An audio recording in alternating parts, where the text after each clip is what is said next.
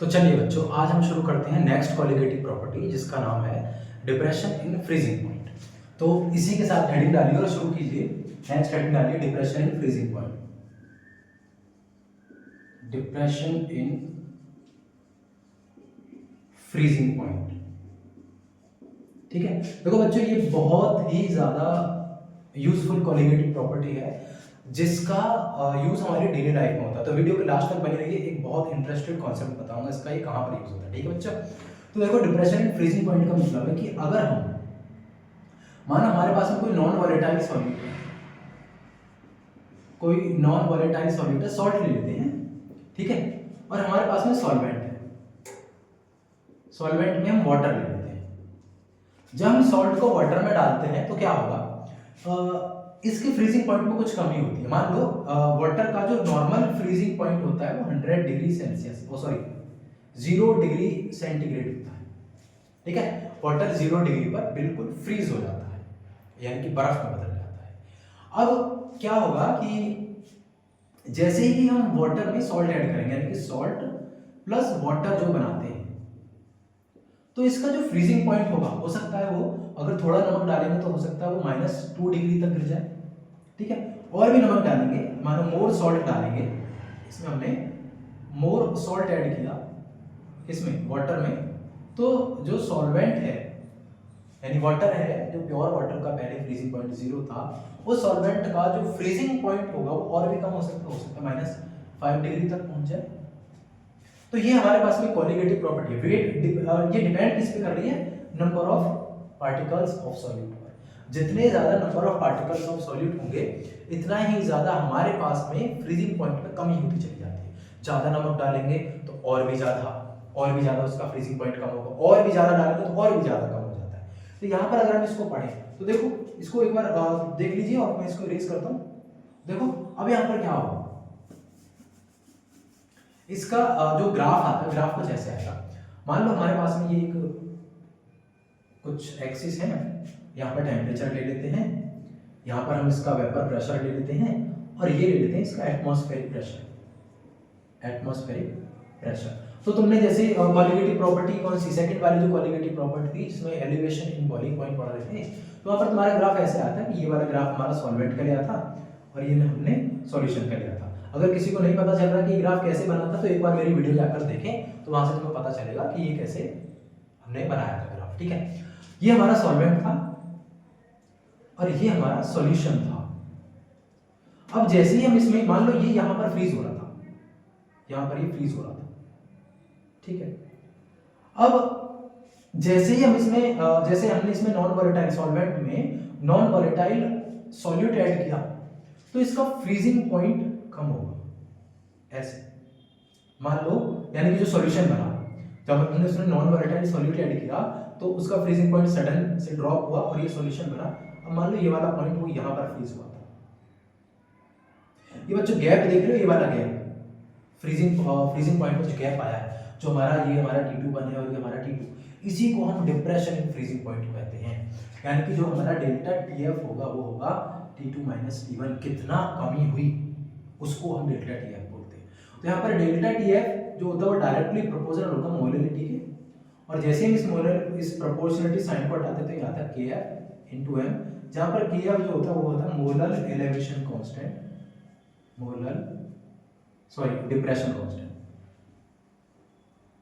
Depression constant.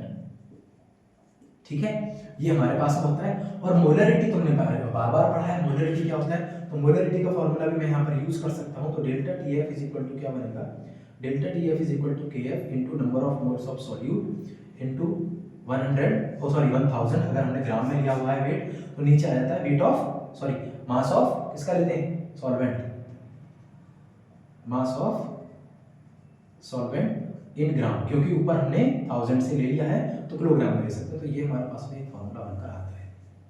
ठीक है, तो बच्चों देखो इसका कहां पर यूज होता है, मैंने कहा था ना वीडियो के लास्ट तक बने रहेंगे, मैं तुम्हें एक इंटरेस्टिंग क्वेश्चन बताऊंगा। यहां पर क्या होता है, पहले एक बार इसे नोट कर लीजिए। ओके, देखो अब समझते हैं इसको। जो कोल्ड कंट्रीज होती है, कोल्ड कंट्रीज में रात को टेम्परेचर जो होता है और नाइट टेम्परेचर जो होगा नाइट टेम्परेचर करीब करीब -2 टू -5 डिग्री तक पहुंच जाता है। क्लियर। अब फॉरेन कंट्रीज में, जो कोल्ड कंट्रीज हैं, उनमें ना रात के टाइम पर या रात होने से पहले रोड पर सॉल्ट को फैला दिया जाता है। गवर्नमेंट बहुत बड़ा खर्चा करती है उस पर, सॉल्ट के डिस्ट्रीब्यूशन पर, रोड पर बहुत बड़ा खर्चा करती है, बहुत कई मिलियन डॉलर एक साल में वो खर्च कर देती है इस चीज़ों पर। देखो ये यहाँ पर कैसे यूज करता है। मान लो रात को टेम्परेचर एटमॉस्फेयर का वहाँ का -2 डिग्री पहुँच गया। क्लियर। और सॉल्ट पर बिखरा हुआ है ऑलरेडी नमक। मानो एक दो रोड है, एक इस पर सॉल्ट गिरा हुआ है और दूसरी रोड पर सॉल्ट नहीं गिरा हुआ है, विदाउट सॉल्ट है, ये है विदाउट सॉल्ट। ठीक है। अब अगर ये विदाउट सॉल्ट है और रात का टेम्परेचर मान लो -3 डिग्री पहुंच जाता है, मैंने कहा अगर मैं इस पे सॉल्ट ऐड करूंगा तो टेम्परेचर जो फ्रीजिंग पॉइंट है वो डाउन हो जाता है। मानो मैंने बहुत अच्छा इस पे सॉल्ट बिखेरा हुआ है, इसका मानो फ्रीजिंग पॉइंट -10 डिग्री पहुंच गया। ठीक है। इस पर मैंने कोई नमक नहीं डाला है। अब क्या होगा, जब रात को वेपोराइजेशन यानी कि जो पानी यानी कि जो वेपर है वो इस रोड पर आएगी, तो इस रोड पर वो 0 डिग्री पर ही क्या होगा, फ्रीज में कन्वर्ट, फ्रीज हो जाएगी। फ्रीज यानी कि वो आइस में बदल जाएगी और वो -1 डिग्री तक तो वो पूरी तरह से एक आइस की लेयर बना लेगी, आइस लेयर आराम से बना लेगी। तो इस रोड पर क्या होगा, जब व्हीकल्स कभी चलते हैं तो इस रोड पर ना ब्रेक नहीं लग पाते, और जब ब्रेक नहीं लगेंगे तो क्या होगा, फ्रिक्शन खत्म होगा। ब्रेक नहीं लग रहे तो due to absence of friction then accident होने के चांसेस बहुत ज़्यादा बढ़ जाते हैं।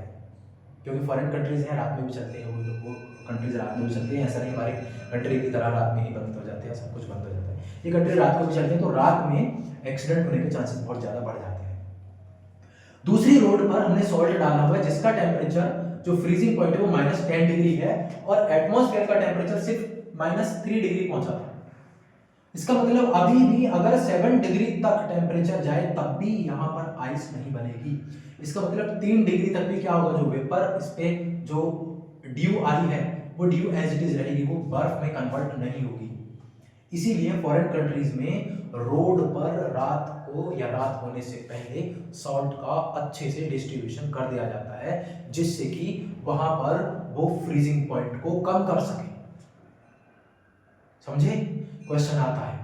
दूसरा, अब एक वो आता है हमारे पास में, कंपाउंड होता है जिसका नाम होता है इथाइलिन ग्लाइकोल।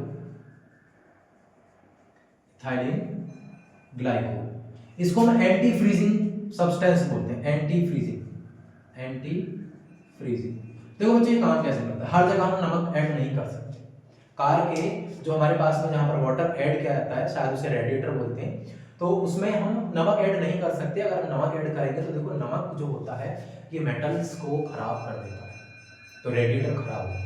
तो वहाँ पर हम मेटल ऐड ना करके, सॉल्ट ऐड ना करके हम वहाँ पर यूज करते हैं इथाइलिन ग्लाइकोल।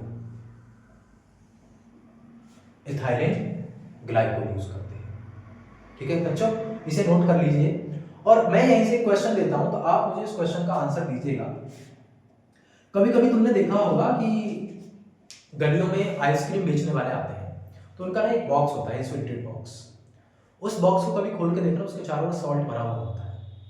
देखना उसमें छोटे छोटे पार्ट होते हैं, क्रिस्टल फॉर्म में होता है, सॉल्ट भरा हुआ होता है। उसको देखना और एक बार उसको देखकर मुझे कमेंट सेक्शन में बताना कि आखिर वहां पर वो सॉल्ट क्यों ऐड किया जाता है।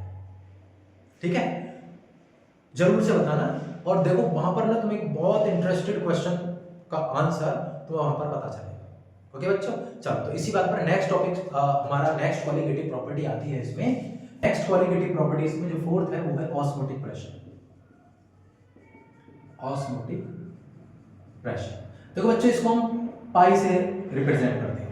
ऑस्मोटिक प्रेशर क्या होता है, सबसे पहले ऑस्मोसिस के बारे में समझेंगे। ऑस्मोसिस क्या होता है, मान लो हमारे पास में एक सेमी परमेबल मेम्ब्रेन है और ये दो कंटेनर है, एक कंटेनर इधर है और एक कंटेनर कंपार्टमेंट है, ऐसा समझ लो।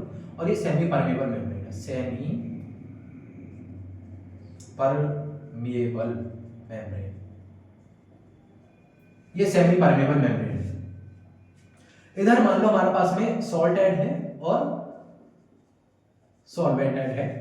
ठीक है, और इधर मान लो सॉल्ट इधर तो मोर क्वांटिटी में है, ठीक है, और इधर मानो हमारे पास में जो सॉल्ट है वो लेस क्वांटिटी में है और प्लस वाटर है,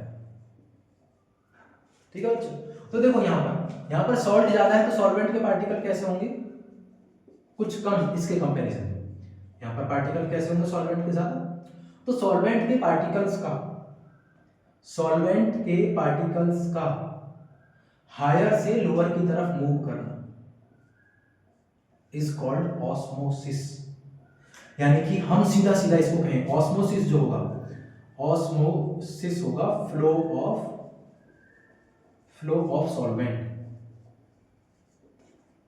ठीक है, फ्रॉम सॉल्वेंट के केस में कंसंट्रेशन लेंगे from higher concentration to lower concentration.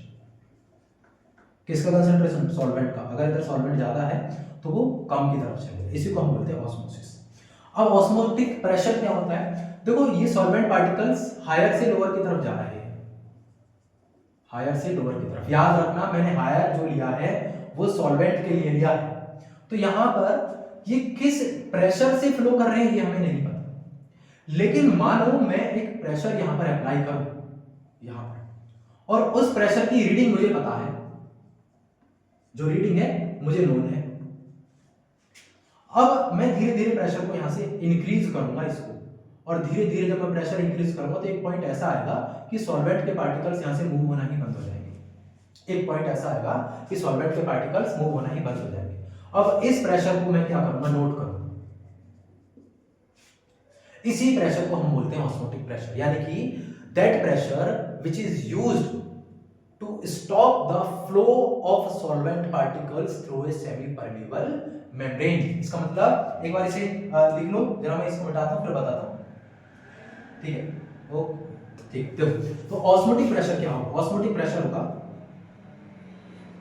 Osmotic pressure अब क्या होगा, ये होगा the amount of pressure, the applied pressure to stop the flow of solvent particles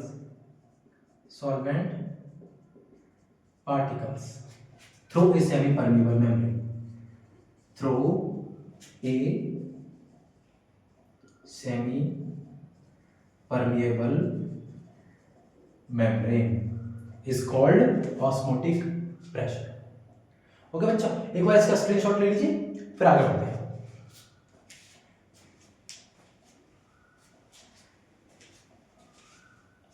हो गया, ठीक। अब देखो जो ऑस्मोटिक प्रेशर है उसको मैंने कहा था पाई से रिप्रेजेंट करते हैं। जब पाई से रिप्रेजेंट करेंगे, मैंने कहा था ऑस्मोटिक प्रेशर को पाई से रिप्रेजेंट करते हैं, तो इसका फॉर्मूला आता है CRT, ठीक है, CRT। C यहां पर होता है कंसंट्रेशन, यानी कि मोलैरिटी। तो यहां पर क्या होगा, पाई C इज इक्वल टू क्या होता है, C हम सभी जानते हैं, C होता है नंबर ऑफ मोल, मोलैरिटी है तो अपॉन वॉल्यूम। तो यहां पर मैं C की जगह पर ये वैल्यू पुट कर सकता हूं, तो pi is equal to C upon V RT,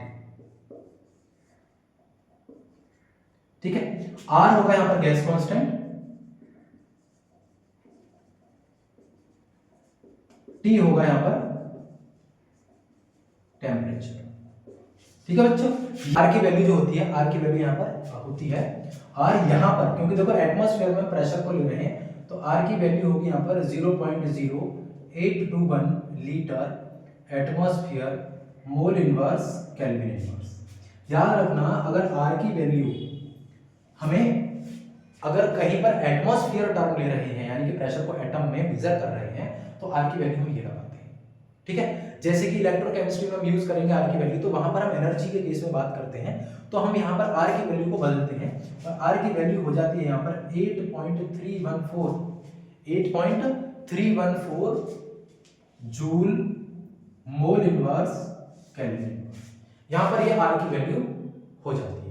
तो यहाँ पर ये ध्यान रखना, R की वैल्यू ये वाली यहाँ पर यूज नहीं करते, ये यूज करेंगे अगर एनर्जी हमें जूल में दी हुई है, अगर एनर्जी हमें जूल में गिवन है, और ये वाली वैल्यू तब यूज करते हैं जब हमें प्रेशर एटमॉस्फेयर में दिया हुआ हो। तो यहाँ पर हम प्रेशर की बात करते हैं तो यहाँ पर ये वाली वैल्यू यूज करेंगे, ठीक है। यहाँ पर वैल्यू यूज करेंगे R is equal to 0.0821 litre atmosphere mole inverse kelvin inverse. तो ये हमारी कॉलिगेटिव प्रॉपर्टी आज पूरी तरह से खत्म हो चुकी है।